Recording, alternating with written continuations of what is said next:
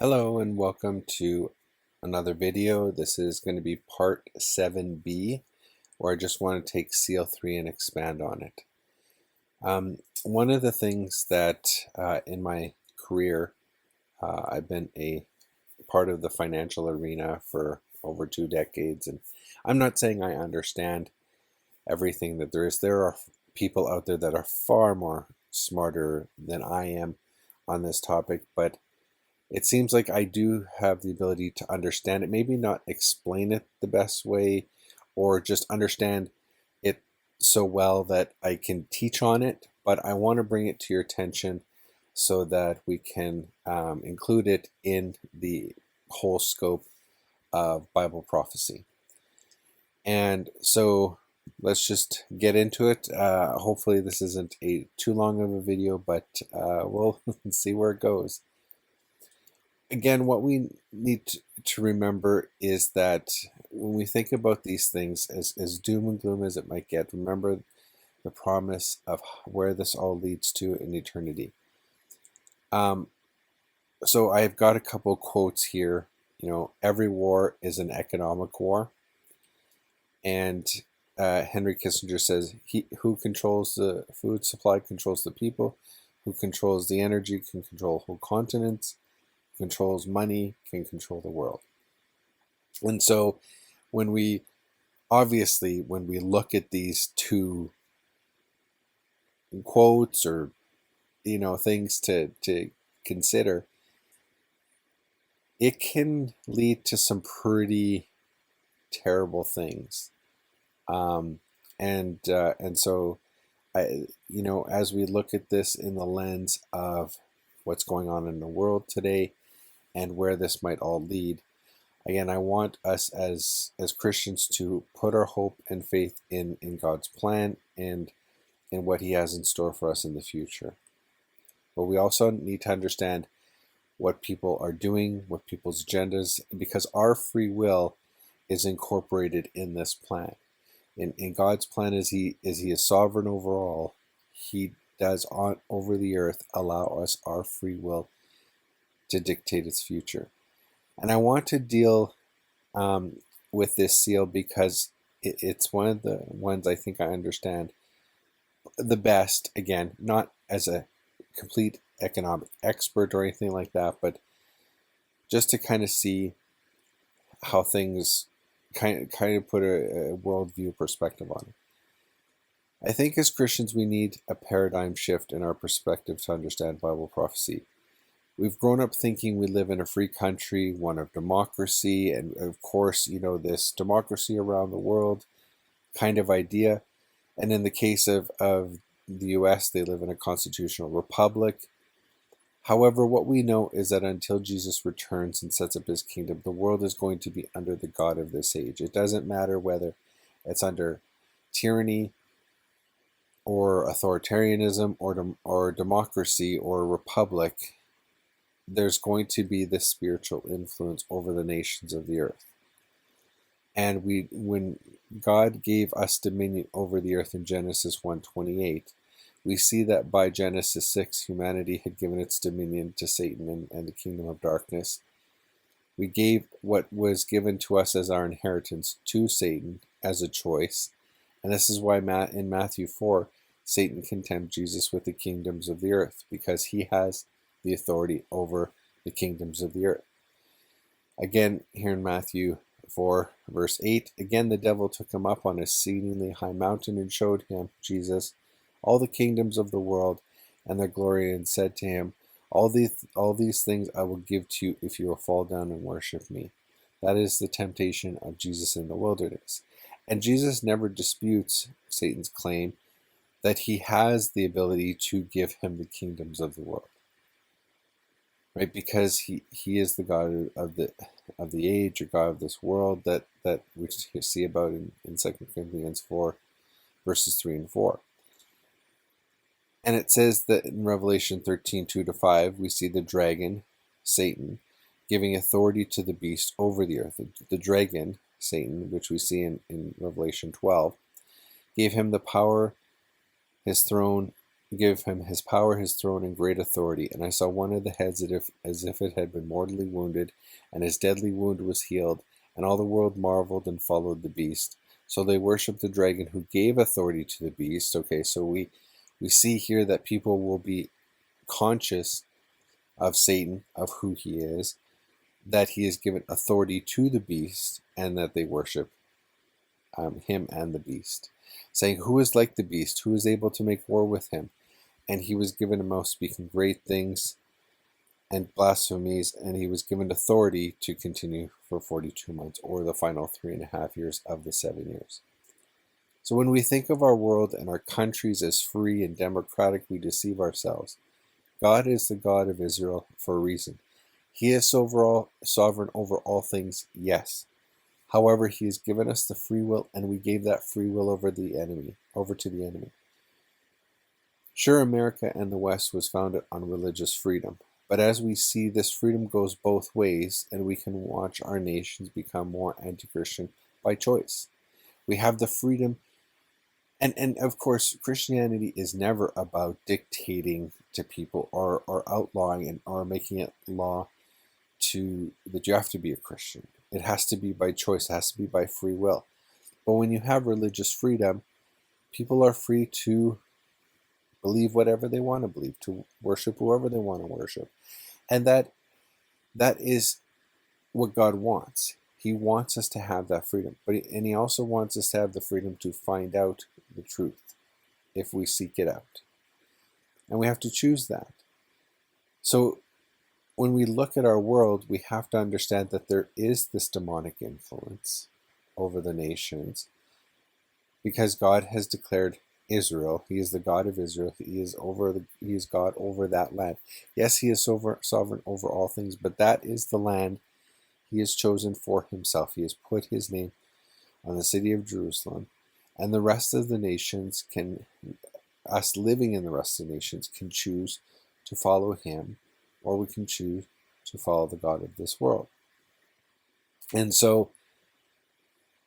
we see that every nation is under the authority of the God of this world. And like I said in 2 Corinthians 4, 3-4. But even if our gospel is veiled, it is veiled to those who are perishing, whose minds the God of this age, or God of this world, some translations say, has blinded, who do not believe, lest the light of the gospel of the glory of Christ, who is the image of God, should shine out on them. And we need to understand that we are living in a nation outside of Israel that is under the influence of the God of this age, of Satan, of the demonic realm. And so there's going to be those influences on our leaders. There's going to be less influences on the direction. And again, God is sovereign over all things. He sees the end from the beginning. But we also need to understand these influences. And of course, our prayers and our efforts to impact are the people around us and the lives and maybe even the direction of our country. But the thing that we must remember is that every nation, every empire will fall until Jesus comes and sets up his kingdom. Doesn't matter how great the empires get, it doesn't matter how big they get, it doesn't matter how strong they think they are, they will fall.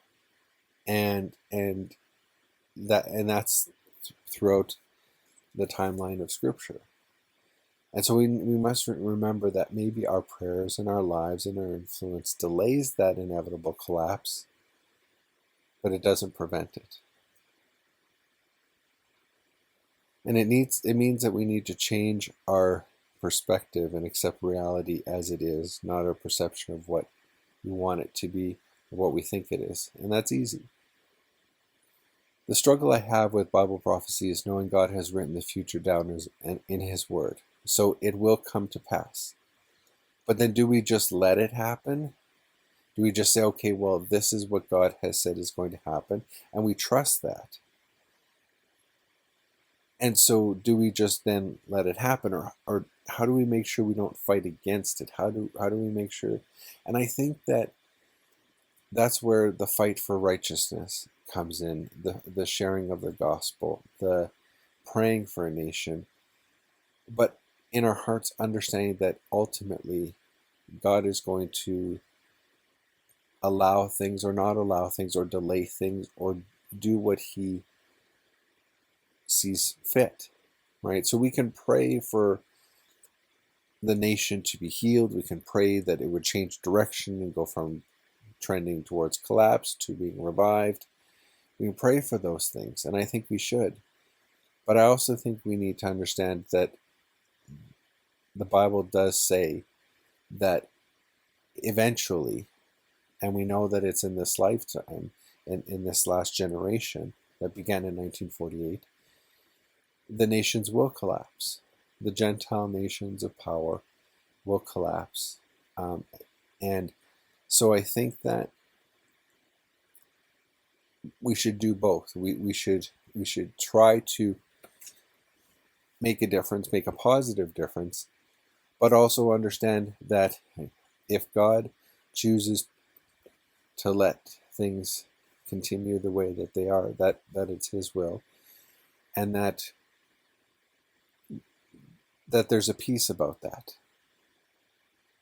And that we don't become afraid, and that we don't become like where we just wash our hands of this world and the people in it and say, oh, you know what, they're ungodly, they're wicked, they're demonic, and we just, distance ourselves from them. They need Jesus. They need the gospel. They need our prayers. And so I think that we should have a peace about what is unfolding, knowing that it's written in Scripture. I think we should do our very best to let people know, to pray for the leaders of our country, to do what we can to delay that collapse, and still live as a beacon to the people around us, a beacon of light and of hope. But always having that peace that God will unfold things as he sees fit. And that when it happens, we can still grieve it, we can still be sad for it, to watch our nation crumbles, to watch, people in the struggles that they have as a result of that. We can pray for them, but knowing that in the very end, it'll all work out towards his will. And I think that that's important. I think that's why we need to take Scripture as it is, without looking at it through a Western bias or a favorable outlook. And in seal 3, it says, when he opened the third seal, I heard the third living creature say, come and see. So I looked, and behold, a black horse, and he who sat on it had a pair of scales in his hand. And I heard a voice in the midst of the four living creatures saying, a quart of wheat for a denarius, and 3 quarts of barley for a denarius, and do not harm the oil and the wine. We see that one of the living creatures that are before the throne sees a black horse, and the rider has a pair of scales. And it says a quart of wheat for a denarius. A quart of wheat, makes about 4 cups of flour, which makes about 2 loaves of bread. And a denarius was a day's wages. And 3 quarts of barley feeds a cow, say, or an animal for a day. And so the basic foods cost, when we're talking about flour and we're talking about feeding animals and that kind of stuff, costs a day's wages. This is hyperinflation and the destruction of currency, where the very basics of food and stuff like that just not even the luxuries, nothing else that is so expensive that it becomes unaffordable. And here it compares it to a day's wages. It's going to cost you a day's wages to get 4 cups of flour to make some bread. That's hyperinflation. And right now we see rapid inflation on a global scale. But could it get to the point of hyperinflation? I think it can, and I think there are a few ways. I don't know exactly how it's going to unfold, but I do see that whether it's a deep depression or a recession and a bailing out of the system by the central banks and the printing of currency, or I see, as nations de-dollarize and start using the Chinese yuan and selling their U.S. treasuries back to the States, and the U.S. getting flooded with all those U.S. dollars, that being hyperinflation. So I think that there's different ways that it could happen, but I do see the point of hyperinflation coming. And we're facing massive economic challenge right now, both domestic and internationally, which I just kind of briefly covered, and we'll go through in this video. We're in a global economic war also between when the West sanctioned Russia for invading Ukraine. That began an economic war, and every other nation around the world saw how the US dollar could be weaponized against nations to try and bring down their economies as a punishment for them doing something that the US didn't like. And it gave a shot across the bow, so to speak, to every nation on the planet, saying, look, they could be vulnerable to these types of actions. And I think Russia had an idea of that this was coming and tried to prepare for it, and has since been able to be largely unaffected by those sanctions, whereas the West has had it kind of bounce back on themselves and have really struggled as a result of those sanctions. But I think a lot of countries around the world are looking at the US and the US dollar and the West and saying, if they can just decide to weaponize the currency because of something, country does something that they don't like, we need to, that they need to prepare for that and try and minimize the risk to their own economies should that situation arise. So let's just take inflation for a second. What is it? Most people think inflation is the rise in prices, right? When we talk about inflation, we talk about food prices and gas prices and heating and rent, and they get more expensive.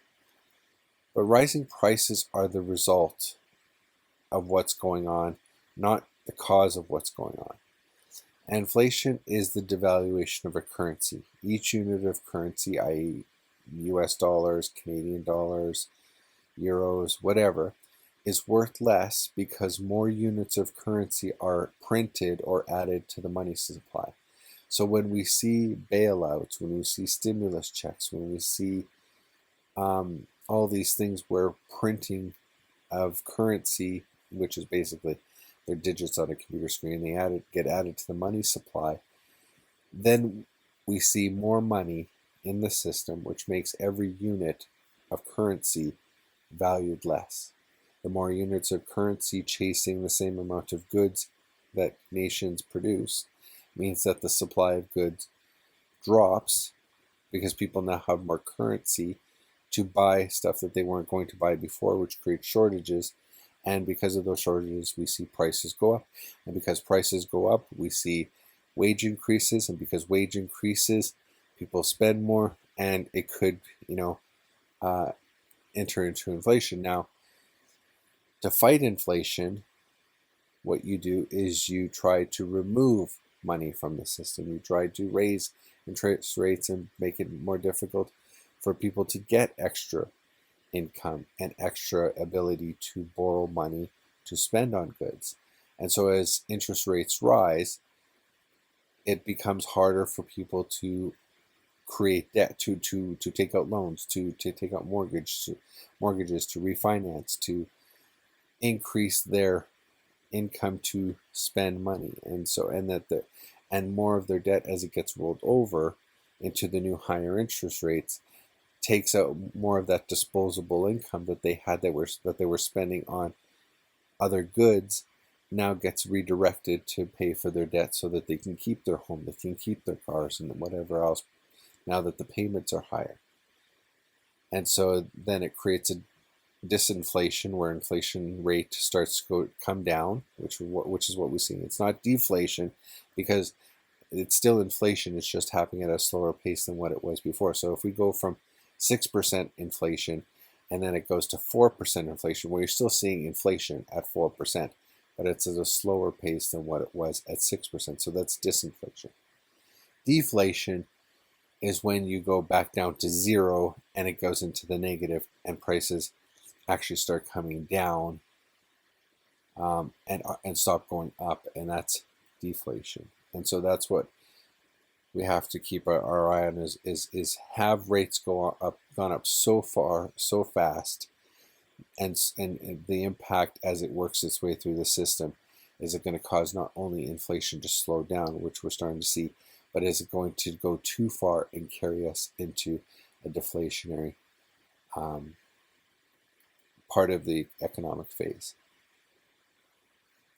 Many of us, often we ask how is now different than other times in the past. We've had recessions, we've had banking crises before, inflation, etc. And I think that as Christians, this gives us a view into how God operates, His sovereignty, how we don't often see His hand over the whole workings of the world. For example, if we look at the 1900s. So, and I can't remember what it was, 1918 or whatever, when we had the pandemic. Then in the next, in the 20s, we had depression, followed by a boom, followed by the Great Depression in the 30s. Then in the 40s, we had World War II.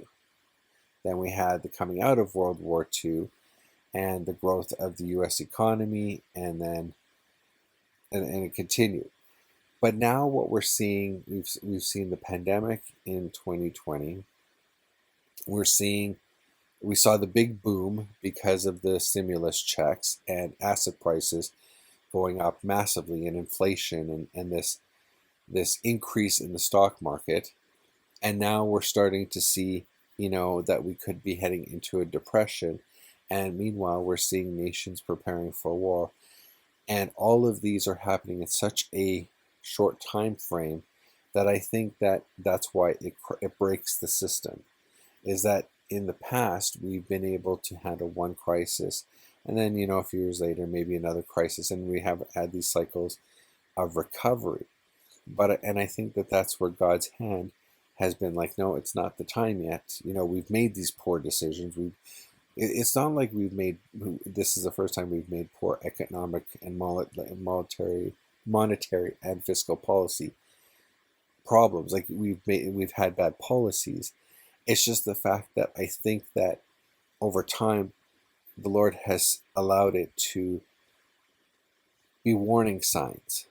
This is a warning sign. 2008 was a warning sign. 2010 was a warning sign. 2015 was a warning sign. 2020 was a warning. Now you've got all these warning signs that they bend the economy, but they don't break it. They don't break the global system. But I think what's going to happen when He just kind of steps back and allows because we've been pushing for this direction. We've been pushing in this direction deliberately. These things are not by accident, and I'm going to show you that.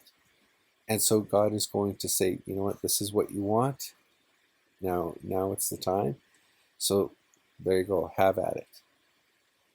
And we because we never had the interconnectedness of the global economic system until the 2000s. We saw that in 2008. It was the first major financial crisis where it affected the whole world because of how interconnected everything has become. Well, now we're way more interconnected globally than we were even in 2008. We saw massive amounts of debt by governments, companies, where the banks had to be bailed out in 2008, and people lost their homes, and they were upside down in their mortgages. Well, has debt levels gone down? No, it's skyrocketed since 2008 with governments, with companies, with people. We've all massively maxed out our debt. We've watched the devaluation of the US dollar, which constitutes, I think, anywhere between 60 and 80% of global transactions, depending on, because I think it's dropped down, but whatever that number is, it's a high amount of global transactions. But we've seen since, the 1900s, how the US dollar has lost its value. And then we've seen the weaponization of the US dollar against other countries. And now they're rejecting the US dollar. And so here we see the increase of the money supply when we're talking about inflation. This isn't by accident. This is the amount of money, it's called the M2, that's in the system. and you could see it goes up and up and up and up. But then you've got this right here at the end where it starts to come down. That's the point in time right now where they're trying to fight inflation, and so money is being withdrawn from the system. And so that's going to have a massive effect of trying to, it's almost like you're going full speed forward, and that's inflation. And then you shift your car into reverse and try and go backwards. Like that's basically what the Federal Reserve and the central banks have done, is just you're going full steam ahead, as you can see here on the graph, and then you just throw the vehicle into reverse. And now we're going to find out what the result of those decisions are going to be. But this has been happening. This has happened for over time. And then here we have a crash. We have a big intervention. We have a bigger crash. We have more intervention. We have a bigger crash. Even more intervention, right? You can see here from 2004 to 2008, then we have intervention. And you have from 2008 to 2013, then you have more intervention. Then you have from 2014 to 2020, then you have more. And this is what is happening, is that to prevent, so you can have a crash, but to prevent it from being the full amount of crash that you need it to be, because that's what gets rid of the malinvestments. That gets rid of all the risky investments and all the bets that the system has made to make, maximize the amount of money that they can make, is they've made very poor investments. Bets that if these things paid off, that, it's going to create wealth for them. And because it's the banking system, because it's the government, because it's whatever, people, we have these malinvestments. And so to prevent a total crash from happening, which would be very painful, very hard on people, but necessary to bring that level of risk back down, to say, look, you took risk where you shouldn't have. You overextended yourself. Now, here's the consequence of that, so that the habits change. But we don't let so the central planners and the governments, they don't let that full crash come. Once the crash begins, they say, okay, we need to prevent this. We need to stop this and get things going again. And so that's why there's more intervention and more intervention and more intervention to prevent these. And when you don't punish bad behavior of taking risky investments and bets on things, for greed and committing fraud in some cases, when you don't punish those things, you just promote it. You promote other people from doing the same thing, and because they never feel the result of their actions, of their poor decisions. And so it just continues, and that's why you have bigger crashes and more intervention needed to stave off the full impact of those crashes. And to look at this, I don't think this is an accident. I don't think when we're talking about inflation, we're talking about economic crisis. I don't think this is an accident. You look at from 1914 to 2023, but this chart goes to 2019. The US dollar has lost 97% of its value compared to then. Back then it was worth $1. Now it's worth 3.3 cents. And the question no one wants to ask is, what happens when the US dollar gets to zero? What happens when you inflate all the purchasing power away and there's no confidence in the US dollar ever? And now, like I said, it's worth, that's why it's so hard for average people to live. How prices continue to go up, why things continue to be more expensive, why incomes continue to fail to provide a standard of living is, yes, there is debt, there is spending, but it becomes harder and harder because the value of each unit of currency, the value of every dollar that you get paid in your paycheck, buys less and less year over year. And we can see this trend happening consistently, for sure, from about the mid-30s. That it's just been in this giant decline. So how did we get here? Well, 2020 to 2021, we had stimulus checks. We had ultra low interest rates. We see rapid inflation now as a result of all that money being pumped into the system. Well, to fight inflation, central banks raise rates, and this affects borrowing, and it affects current debt. As current debt rolls over, gets renewed, whether it be for government, companies, or people. Like as you renew your mortgage to a higher rate, more of your paycheck is going to now pay the new payment just so you can keep your house. And that goes with energy, that goes with whatever's gone up. Well, that happens with governments and companies as well, and businesses. And so we've seen the rapid rising of rates, which we don't really even know the total effect because it's happened so quickly, and now it hasn't even worked itself through because it's one thing, if you go 5 years and let's say the rates go up by 1%. So when you renew and you adjust to that new payment, and then another 5 years, maybe it's gone up by another 1.5%. But what's going to start happening is that as people renew their debt, they're going to go from the most ultra lowest rates, basically in history, to now where it's gone up so much, and they're going to go pay for, let's say their mortgage was at 2.5% or 3% before when they renew, and now it's at 7 or 8%. That's when we're going to start seeing massive problems. And so we're just going to have to see, where this all goes. And it's going to affect borrowing costs on the current debt. It's going to affect people's ability to borrow more money or refinance or want to do anything. And it's going to cause U.S. Treasuries to go down. And so here's how we're talking about banking collapses. So when you put your money in the bank, it's not like they hold it there.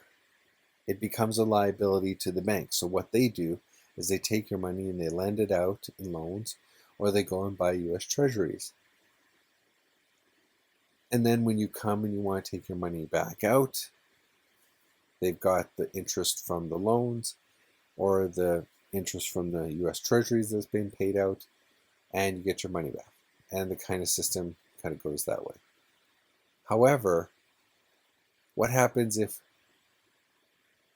the assets that you have, the loans, so let's say you had mortgages, you're collecting interest on a mortgage, and all of a sudden house prices go down. See, before 2008, it was inconceivable that housing prices would go down, or that, and people would have huge defaults on their mortgages. That was unheard of. And then we had 2008. Well, what if, now housing prices crash again and defaults skyrocket? People aren't able to pay their mortgages. Well, then the value of those assets that are backing these loans, they go down in value. So trying to sell, it's like trying to sell your house. So let's say your house before was worth $300,000, and you owe $200,000 on it. Well, what happens now if it's worth $190,000 and you owe $200,000? That's the problem, is that, and then you can't sell the assets because you'll take a loss on it. And the same thing has happened to U.S. Treasuries. Bought them at the highest price, and now they've come down, and if you have to sell them so you can pay back the deposits, if a depositor wants to take out money because they need their savings to pay their bills, or their payments have gone up and they need to start withdrawing on their savings to compensate for the higher payments, well, then the banks start losing their deposits and they have to sell the assets which have gone down. They realize a loss. See, until a bank sells an asset, even if property values go down, or even if treasuries go down, those are unrealized losses, because it's like the same as you have on your property. If your house price value goes down because of a recession or whatever, but you're not selling your house, that's an unrealized loss, and you hold on to your house until the market recovers, and house prices start going up. And then if you sell your house, then you've made money. But if you have to sell your house all of a sudden, until you sell it, it's an unrealized loss. But once you sell it, then it's a realized loss. Then you have to claim, okay, I've sold this asset, I incurred a loss, then you have to claim it. Well, the banks have to do the same thing. When they realize a loss, when they have to sell an asset, an upside down asset, they have to show that it's a loss. Well, if you show that you have losses and too many losses, it shows on the books, and the stockholders start saying, okay, this doesn't look good. The bank is losing money. It's realizing losses instead of realizing gains, and they start selling their shares in their stocks, and then the stock prices drops, and it creates this. So then they say, okay, well, stock prices are dropping. People aren't so confident in keeping their deposits in that bank anymore because it's not making money, and the stock prices are dropping, and it's like, okay, this doesn't look good. So more depositors go to pull out their money from the bank, and it just creates this doom loop, this cycle downward. And so then we have a bank run. More and more people will start withdrawing, and then they don't have enough deposits to pay back to the depositors because they can't sell the assets, because when they sell the assets, they're all at a loss, and then it becomes a state of musical chairs. Who can be the first ones to get their money out before it collapses? And that's how it's been happening. And like I said, every bank in I don't know, I can't say in the world, but in the U.S.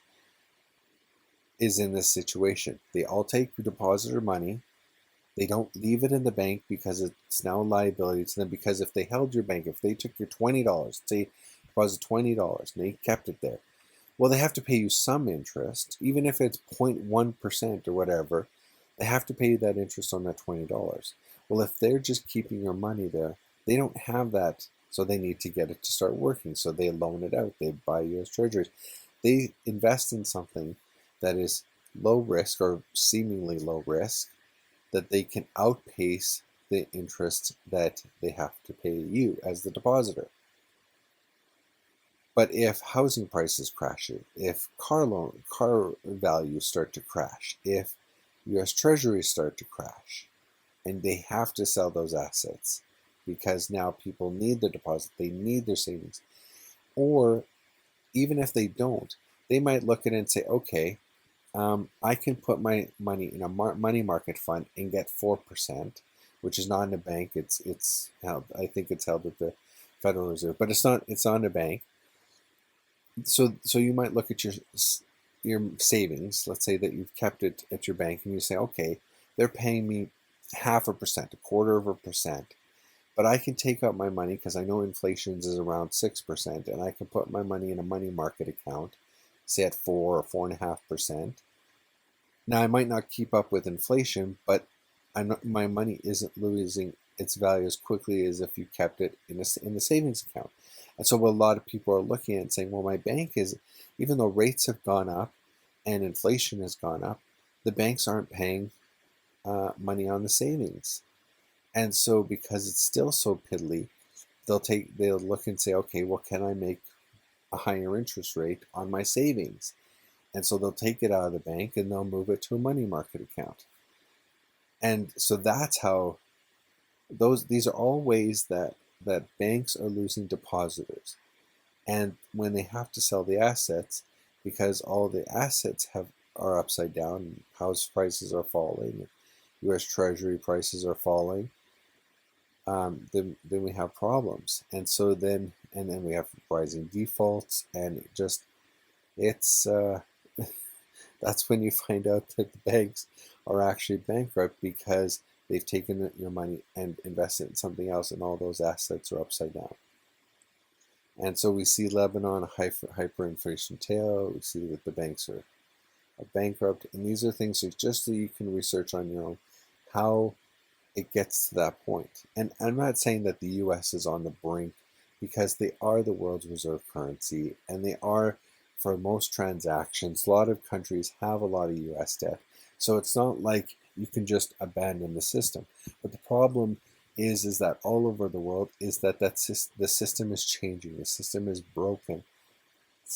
And so when the U.S. sanctioned Russia, as I mentioned, it gave a notice to the whole world that, if you have U.S. dollars and U.S. assets, you could be at the mercy of the weaponization of the U.S. dollar by the American government.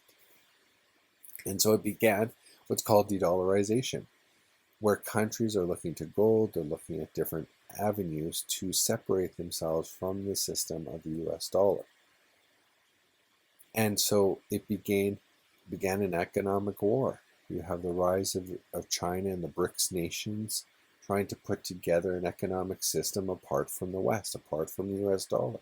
Now, they may not completely be successful, but again, if they're able to reduce the risk of a weaponization of the US dollar, that's a win for them.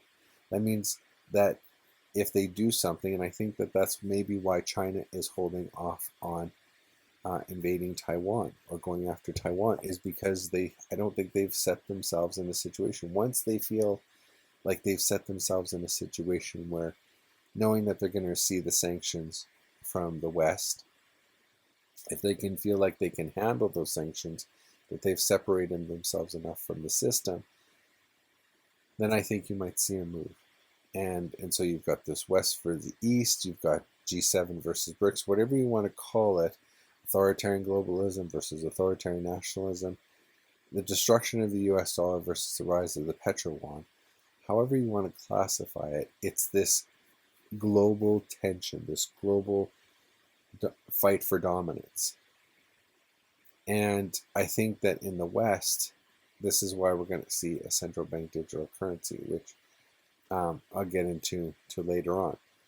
But the point is that we're seeing all these things.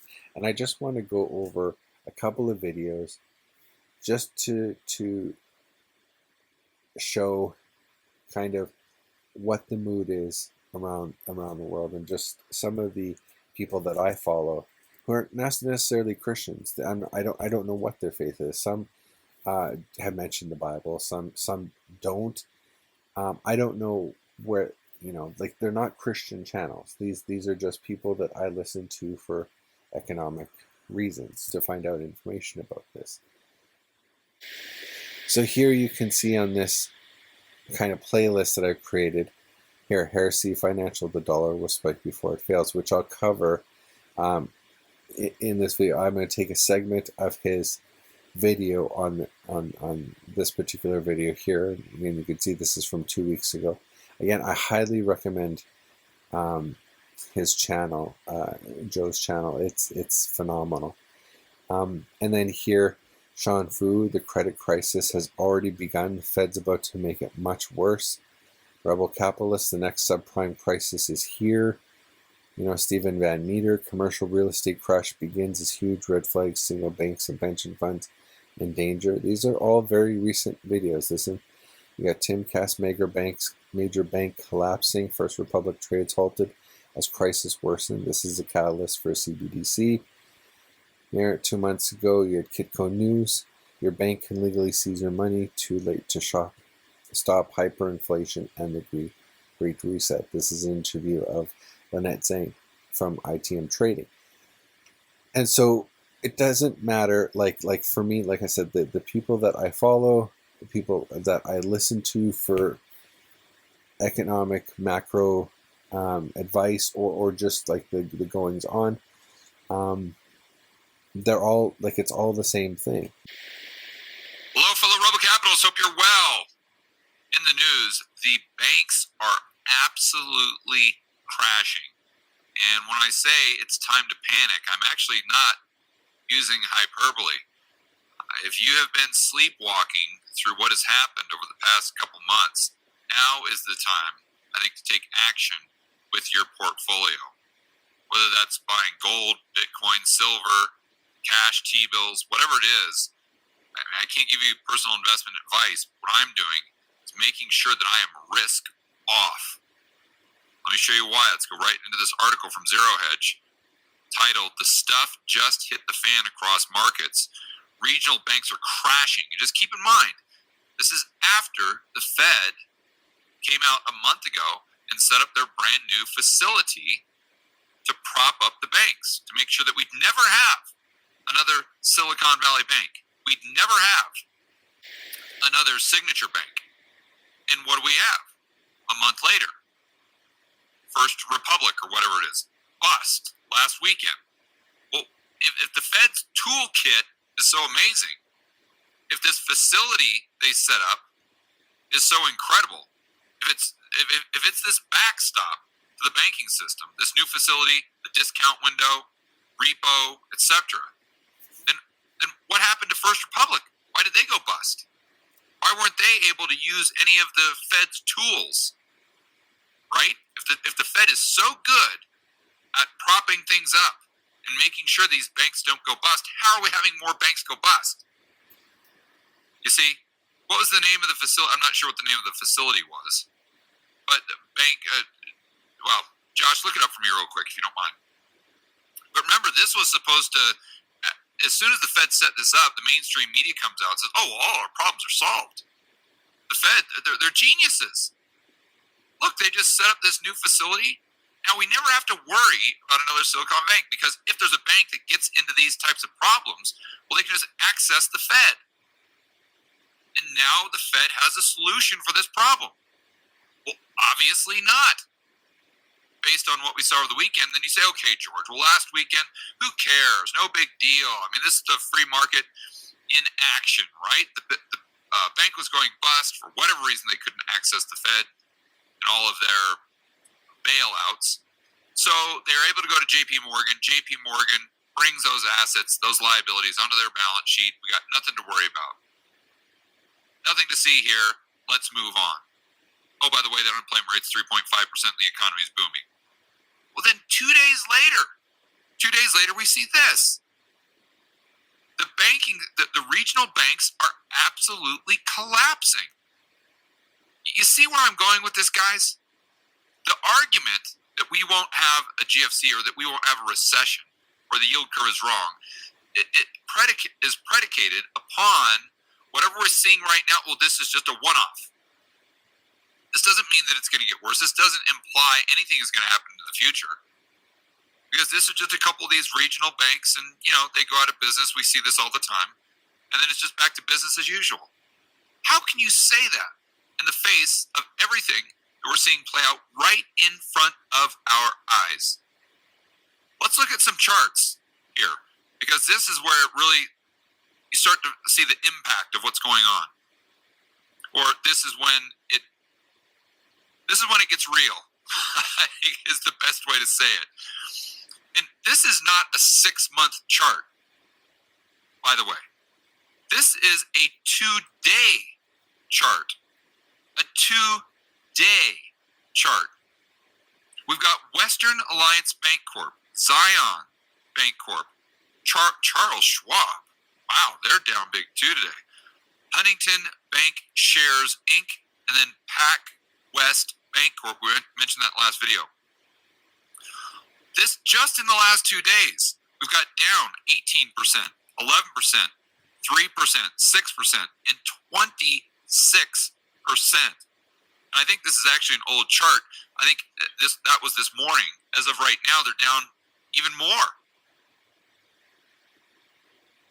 In fact, it was, because this is military time. That would have been the open, maybe, of the market this morning. And now, I just saw on CNBC that PacWest is down 30%.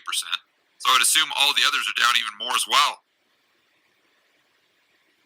But again, guys, this is after Jamie Dimon comes out and says we've got nothing to worry about. This is after the Fed sets up their facilities, after the Fed tells us that they've got all the tools to handle the problem. We still see the problems pop up. Why? Because they haven't solved anything. They don't even know what the problem is. So I'm just going to stop that video there. I want to show you this one, just a few minutes again, just to talk about a different aspect to what might be coming. And so this is an interview by Kitco News with Michelle McCory. And again, I encourage you to look at some of these things. Just follow. Again, don't take my word for it. Do your own research. but I want to kind of show you just a few minutes of this. So in her interview. Coin, but let's focus a little bit more on the triggers here that could bring down this Jenga tower, as you say it. And there is a lot of concern about the commercial real estate sector. Charlie Munger, Berkshire Hathaway's vice chair, he is warning of a brewing storm in the U.S. commercial property market. He said that American banks are full of what he calls bad loans, and as property prices fall, he's expecting defaults there. And Elon Musk recently echoing that sentiment in an interview with Tucker Carlson before he and Fox parted ways. Let's take a look at what Elon Musk had to say. We really haven't seen the commercial real estate shoe drop. That's more like an anvil, not a shoe. So the stuff we've seen thus far actually hasn't even. It's only slightly real estate portfolio degradation, but that will become a very serious thing later this year, in my view. Right. An anvil, not a shoe, is yet to drop. And keeping in mind, Andrew, that the lion's share of commercial property loans are in fact provided by small banks, according to Capital Economics, that about $1.9 trillion are provided by small banks. So help us understand how property prices declining, how a crack in the commercial real estate sector could trigger a bigger collapse. Break that down for us. Yeah, that's really interesting. So I think Elon Musk is spot on. To understand why mortgages, mortgage-backed securities, why they're so important to the system, we sort of have to take a step back and understand how the base layer of the system is structured. We are not on a hard money standard at the moment. We are on a fractional reserve system. We're on a fiat system where money is essentially debt. Those two things are equivalent. Money is nothing other than a promise of future repayment, which is exactly what a mortgage is, which is exactly what government debt is and U.S. treasuries are. So those two things, treasuries and mortgages, they really sit at the base layer of the system. And when one of those pillars start to get wobbly, that's when, as we were talking about, this Jenga tower really starts getting into trouble. And a few ways that it can start getting rickety is if defaults start to pick up. We saw that in 2008.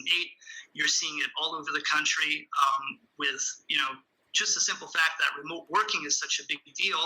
That means that there's a lot of open office space. I think in San Francisco, I saw a crazy estimate that 50% of office space is vacant. So certainly when it comes time to rolling those mortgages over, they're not going to do that. We've also seen major real estate providers declare bankruptcy in recent times. So, if that trend continues, it essentially means that within the banks, what they're using as collateral, their collateral layer starts to come apart, and that's okay.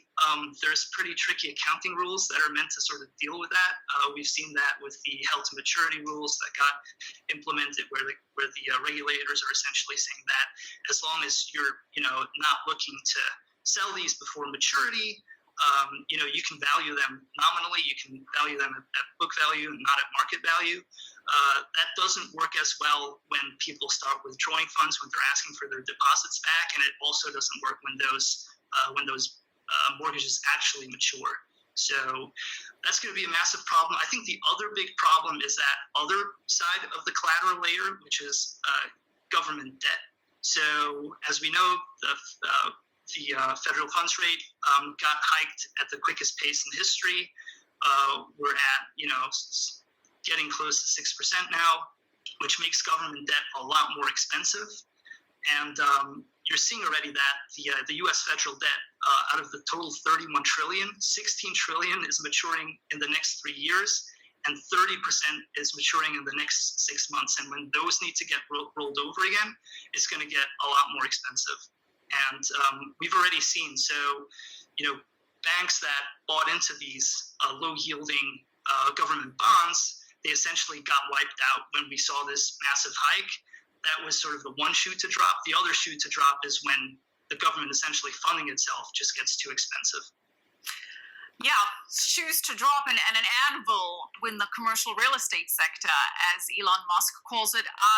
Just to correct you there. Apparently, the average office vacancy rate in San Francisco, the worst affected city, is in the first quarter of 2023 was 18.6%. New York has a vacancy rate of 10.7%. That's at least according to fdintelligence.com. So yeah, to your point, we're having major vacancies still in commercial real estate. And if we have tightening credit and if we have a recession and a slowdown, stands to reason that that is only going to be exacerbated. And of course, Andrew, all eyes are on the Fed then, because if the Fed follows through on the increase as expected in its next meeting, that will mark 5 percentage points worth of hikes in a 14-month period. And that is the fastest tightening cycle since the early 1980s. So what are you expecting from the Fed? Well, exactly. So I think what the Fed has communicated and what markets are pricing in, those match each other. So we'll see later this week, but another 25 basis points could be in the cards at least. That seems to be the consensus. It's what happens after that. That's where opinions sort of go apart. So the Fed is posturing hawkish. At the very least, they're indicating if they're not going to raise, they're going to keep it at these levels for the foreseeable future. I think there was also some leaked footage of Fed Chair Powell that came out where he basically echoed that sentiment that he intended to hike potentially twice, but then keep rates at a level, at this sort of level for longer than markets might anticipate. And markets have their own opinion. They're already pricing in that the Fed funds rate is going to get dropped later this year. So we'll see. I think it depends on how much more the situation deteriorates. So I don't know how many more banks it'll take to fail for the Fed's hand to get forced. So I think we'll just have to sit tight and see. The markets have certainly made their bets.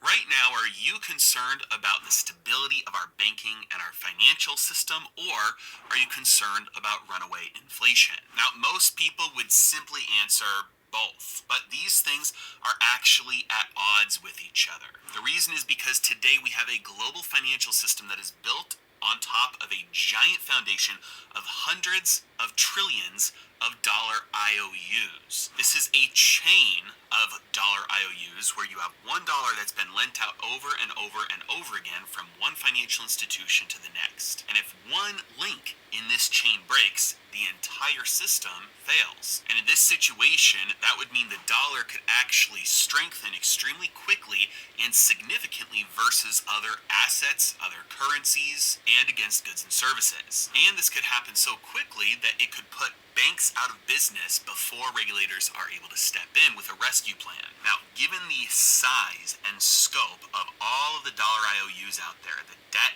and derivatives, a rescue plan that is needed to bail this system out should one link in this chain break could literally be hundreds of trillions of dollars large. So putting this all together, we see a very possible scenario in which the following occurs. Number one financial institution defaults on their dollar obligations. This means everybody they owe dollars to can't get the dollars that they need, which means they need to sell something in order to get the dollars they need. This puts downward pressure on the things they're selling, upward pressure on the dollar. As the dollar starts to spike, everybody is forced to go and scramble for dollars as their losses get larger and larger. A global scramble for dollars takes place and the dollar becomes unobtainable overnight. And then a swift campaign by the Federal Reserve to print enough dollars to hand out to central banks to paper over these losses is what crushes the dollar for good. So how is something like this even possible? Well, let's start with the US bank situation. Silicon Valley Bank was an example of dollar liabilities. Just as all banks, they took dollars in, they turned around, and they loaned them out. So no bank actually has your dollars available on deposit. They've already loaned them out the moment you drop them off. Silicon Silicon Valley Bank, just like other banks, do most of their loans to U.S. government, meaning they buy treasuries. These are considered risk-free as long as you can hold them to maturity. But if everybody suddenly wants their dollars back, then you'll have to sell those loans, and right now, all those loans are at a loss. This is why Warren Buffett right now is saying we are not through with bank failures. He does not think that depositors are going to be losing money because the government will bail out depositors. But shareholders are not being bailed out, which is why he just revealed he's sold a lot of his bank stocks. These losses were not at gains. In fact, Warren Buffett has lost billions on bank stocks. Looking at Berkshire Hathaway's largest losses, we see Bank of America, Globe Life, US Bank Corp, Markel, Ally Financial, and Bank of New York Lemon. One of the best value investors of all time is saying that you do not want to be a shareholder of US banks right now. And on top of this, credit from banks is drying up. They're not able to extend the same amount of credit as they were before, as they have to pull the reins in and get tighter. This means less money to go around, and as less money goes around, that means banks have even less money to loan out. And on top of all of that, the commercial real estate crisis is starting to hit banks extremely hard right now. Commercial real estate is all made up of adjustable rate loans with balloon payments that are all maturing this year, next year, and the next. And regional and small banks are taking the hit on this because commercial real estate operators cannot afford to roll over right now since interest rates have gone up. And since commercial real estate makes up a massive portion of the balance sheets for most of these banks, this means the banks are in trouble, as these loans have a high degree of possibility of default. It's putting more stress on the banks. We know there's risk with U.S. banks, but that's not where all of the risk is concentrated. In fact, the U.S. issues are just a small fraction of the actual problem, because the Fed has insight into U.S. banks. And if a U.S. bank fails, they can bail out the depositors without causing a glut of dollars, because they have oversight, they have the data, and they're in charge of it, so they can make sure they get the dollars only where they want them to be. There is well over $65 trillion in hidden dollar debt around the world. Now, part of this comes down to the euro-dollar system, which, as I've said before, is a terrible name. It has nothing to do with Europe or euros. They're not real dollars, and a much better name would be global dollar IOUs, or foreign dollar IOUs. Essentially, since the creation of the Bretton Woods system, the dollar has been the global reserve currency since 1945. And that means since 1945, the United States has been exporting dollars around the world as we buy more stuff from other countries than they buy from us. Now, the Federal Reserve is the only one who can actually create new dollars, but other banks around the world will still loan dollars into existence. If you deposit $10 in a bank, that bank will turn around and maybe loan out 9 of them. And then those $9 go to another bank, 8 of those get lent out to somebody else, and so on and so forth. Those dollars can be recycled over and over and over again, creating new money, because every single deposit, people think, yes, that money's actually there and I can go get that money at any time and spend it somewhere else. But it's just been loaned into existence. That happens here, it happens everywhere.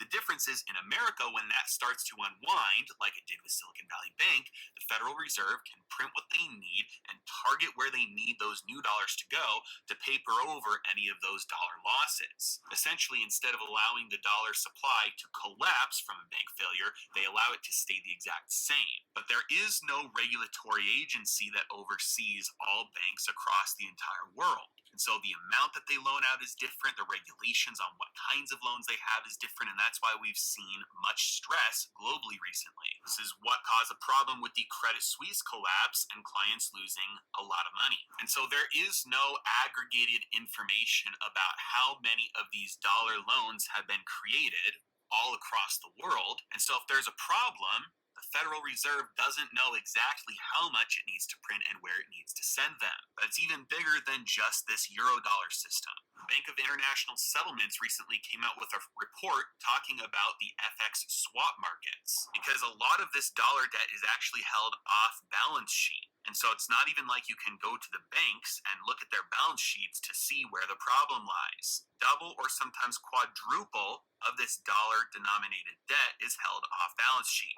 Not only that, but the churn of these deals has approached $5 trillion per day. This means that Every single day, there's $5 trillion worth of currency changes swapping hands that are leveraged. These are derivatives. This is dollar debt. And $5 trillion per day is a lot, which means that if there's one financial institution that suddenly can't make good on its promise to deliver dollars, and you've got a lot of fast moving parts where everybody else along that chain now, you can't give me dollars, which means I can't give them dollars, which means they can't get who they owe dollars to, and so on and so forth. Silicon Valley Bank collapsed in 48 hours. This global problem is much bigger and could collapse even quicker. And it's not just banks. There is a good portion of this considered the shadow banking system. All dollar-denominated debt has approached at least 65 trillion. And when you compare that to a global GDP of 104 trillion, you can see how quickly this could turn into a problem. Essentially, you could spark a mad scramble for dollars where institutions owe today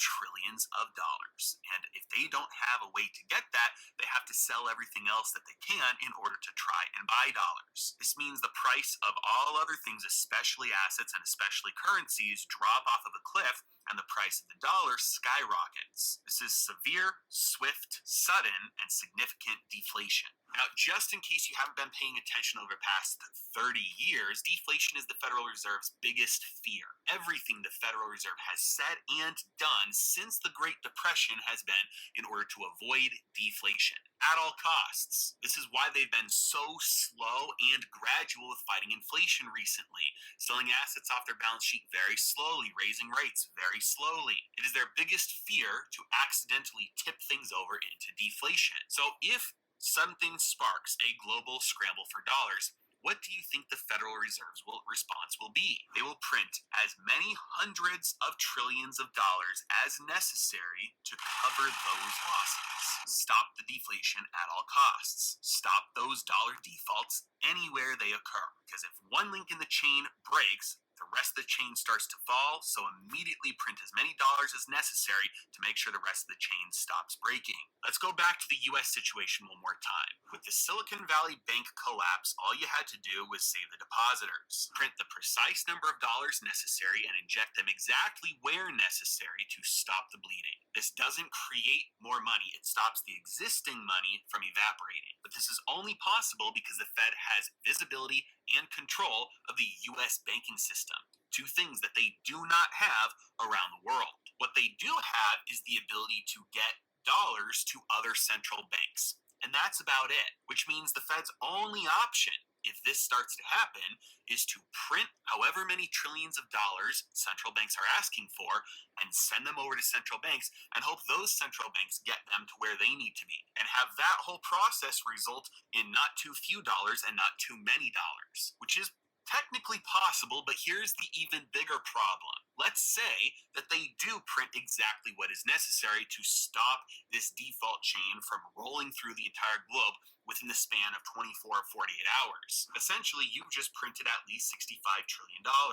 This is so that every single link in the chain who needs dollars to give back to who they owe dollars to can get dollars without spiking the price of the dollar. But this is all debt, which means once you do that, the debt no longer exists. You replace that debt with cash. Essentially, this is what quantitative easing was in the United States, where the Federal Reserve printed money and they bought debt so that banks could get rid of the debt that was at a loss on their balance sheet and get cash instead. But in this case, they're doing that for the entire world. Reading between the lines, this means a dollar squeeze leading into a global domino effect of defaults could trigger a massive global debt jubilee for all financial institutions, taking that $65 to $100 trillion worth of dollar debt all around the world and instantly replacing it with just cash. Suddenly, that means there's literally free money everywhere. The world just got to liquidate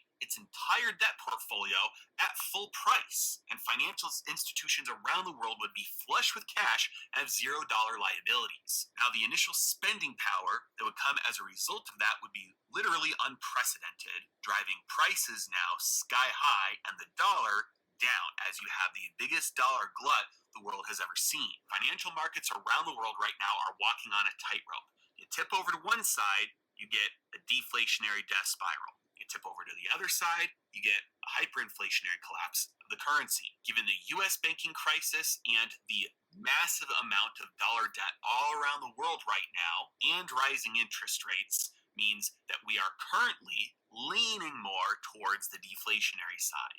And given the fact that it's the Fed's biggest fear, their biggest nightmare to see deflation unfold, the chances that they overcorrect to stop that deflation are large that they will tip us over into a hyperinflationary collapse. That a dollar squeeze could overnight turn into the biggest dollar glut, ending the US dollar as a global reserve currency. Now, we are certainly not there yet, and we are not seeing any signs that this is inevitable, that this is absolutely going to happen.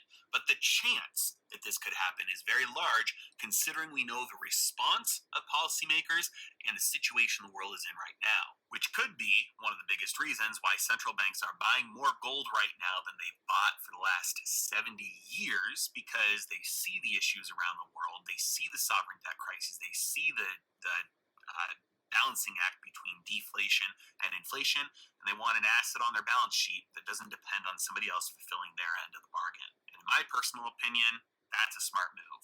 As always, really appreciate you guys. Thank you so much for watching. Have a great day. Hello, I'm Michelle Mulgore, and this is Kitco News coming to you from the Vancouver Resource Investment Conference. And one of the big themes of this year's conference is how the dollar-denominated monetary order is being challenged in several ways. Accelerating de-dollarization led by the BRIC nations, dollar debasement and devaluation with a potential total collapse of the system, a looming global reset, and central bank digital currencies.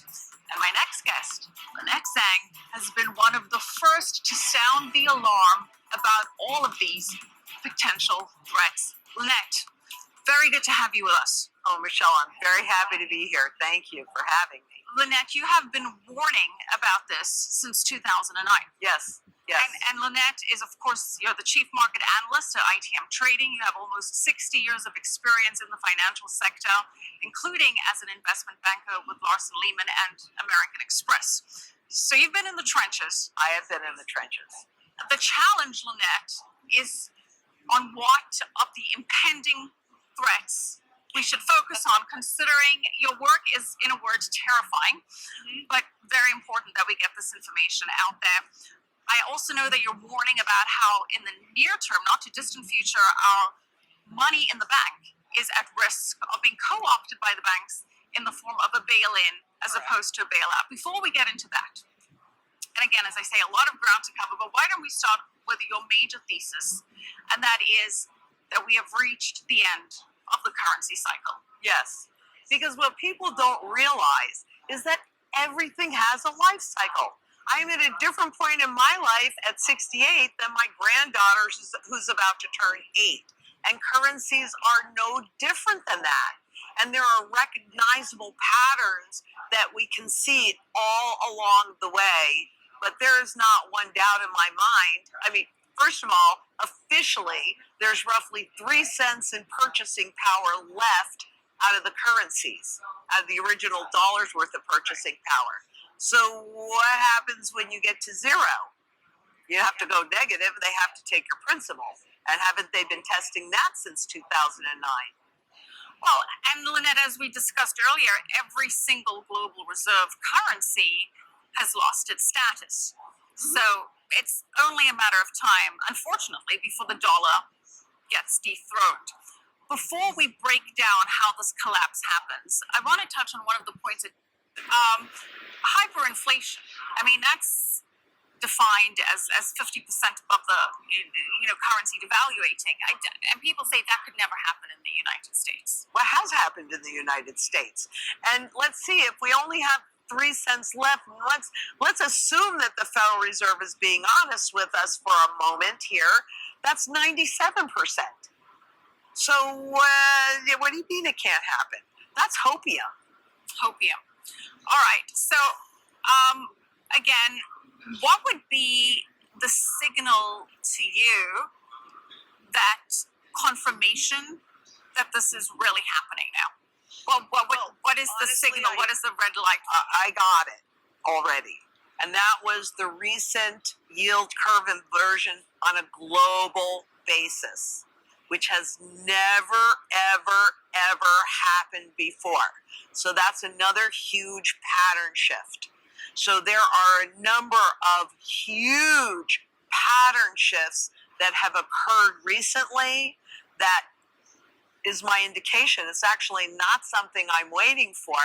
I'm kind of, rushing the clock in my bug out location to get the food in, because that's the last thing I need to put in for my mantra. So, Lynette, what do you say to people who go, oh, she's a conspiracy theorist, she's a doomsday prepper, she's insane, let's not listen to that. I mean, what do you say when people try and discredit you with conspiracy theorists, tinfoil hat wearer, doomsday prepper, this isn't going to happen? What would be your rebuttal to that? Well, I am Data Gal. That is one of my nicknames.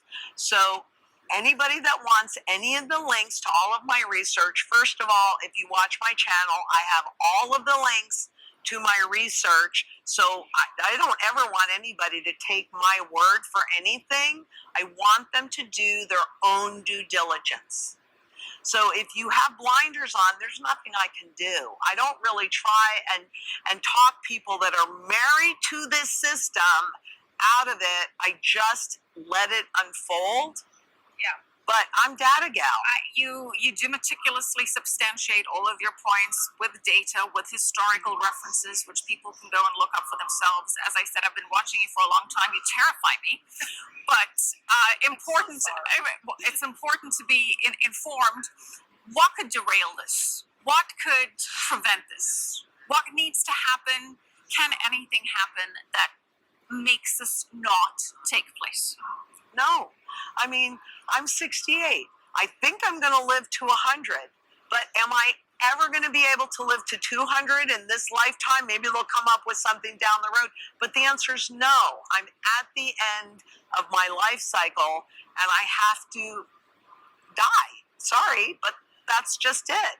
So no, the choices that have been made, and I know even if you think I'm crazy, it's not a far stretch to look at the choices that our government and our central banks have made to see that they pick winners and they pick losers. And you and I are like the right size to fail. So no, I'm sorry, it's at the end. It's too late. There was an opportunity. And for those countries, because I have a lot of people that say, well, China's going to back their currency with gold, or Russia's going to back their currency with gold. And ultimately, yes, because that's how they're going to regain the confidence. But they have to burn off all that unpayable, not just unsustainable, the unpayable debt. They have to burn that off.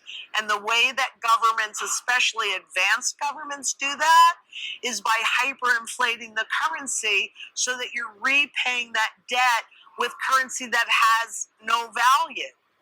Well, guess what? Individuals can also use that same strategy, can't they? So just by holding your purchasing power value in this teeny little package enables you to protect yourself, your wealth, retain your freedom, retain your choices, and take advantage of what is happening. That is no, it can't be stopped. But you can take advantage of it. Lynette, I will not be sleeping well tonight, but we will have to have you back on to continue to elaborate on all of these points and again to substantiate them, because I know you do have all of the data gal, to back this up. It's not been a pleasure talking to you in one sense, because it is quite terrifying and a bleak forecast, but I have really enjoyed you sharing your thoughts and your opinions and your information with us, and putting the information out there so people can at least be aware of it and make more educated decisions. That's it. And that's what my whole mission and my whole goal is to explain these things so that people can make educated choices that put their best interest first. All right. Well, thank you for helping us do that, Lynette. I really appreciate it. Thank you. So I just want to close up this video with just showing you a couple of things. So here we have the list of the largest US banks as far as assets. So just to top, you have J.P. Morgan Chase, Bank of America, Citigroup, Wells Fargo, the Big Four, Big Five, Goldman Sachs.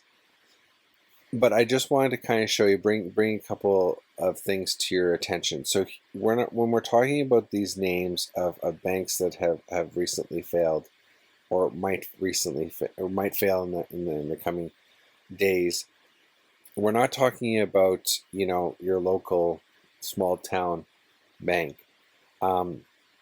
So here, for example, if we go down the list, we have Signature Bank. Okay, so number 33 on this list, not too long ago. We look at First Republic, number 24, that just went bankrupt or needed bailing out, is going to be taken over by J.P. Morgan, but basically, collapsed. Then we have SVB, or Silicon Valley Bank. It was number 19. That was kind of the biggest one that just started. And then we have a couple of other ones, that we want to look at. U.S. Bank Corp, Charles Schwab Corporation. And so I just want to kind of look at these ones. One of the banks that I want to look at is PacWest Bank Corp. So just today, May 2nd, 2023, we saw a 27, almost 28% decline in this bank. If we look at year to date, dropped to almost 71%. If we look at Charles Schwab, again, looking at this, you got,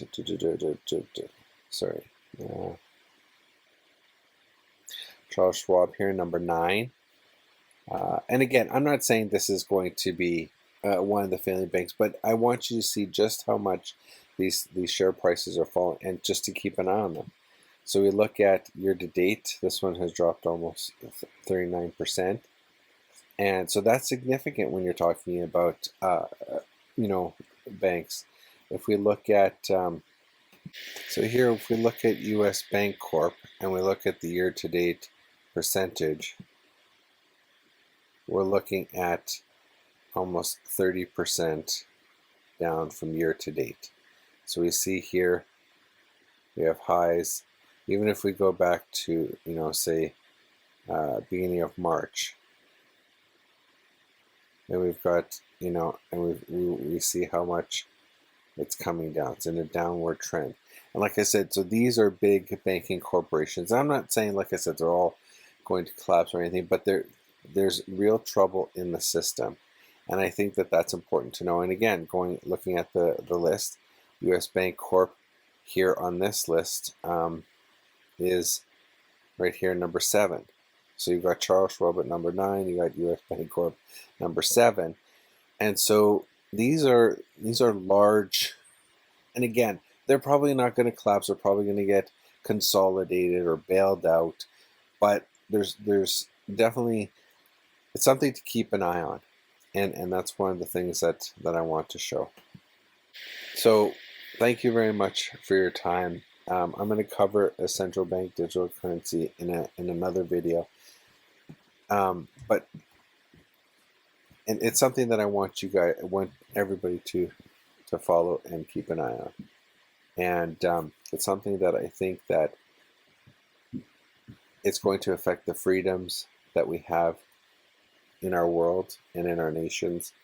It's going to be a complete centralization of the economic system in the West. And I think that this crisis, however, whether it's a banking crisis, whether it's a commercial mortgage crisis, whatever the economic crisis, it's going to be, that I think that the response is going to be a central bank digital currency, which to me is not a good sign. But we'll continue to talk about that in videos to come and in the days to come. But these are some of the things that I want to bring attention to when we're looking at CL3 and the global collapse in the economic situation around the world globally. So thank you very much, and hope this has been a blessing to you. We'll talk to you soon. Bye for now.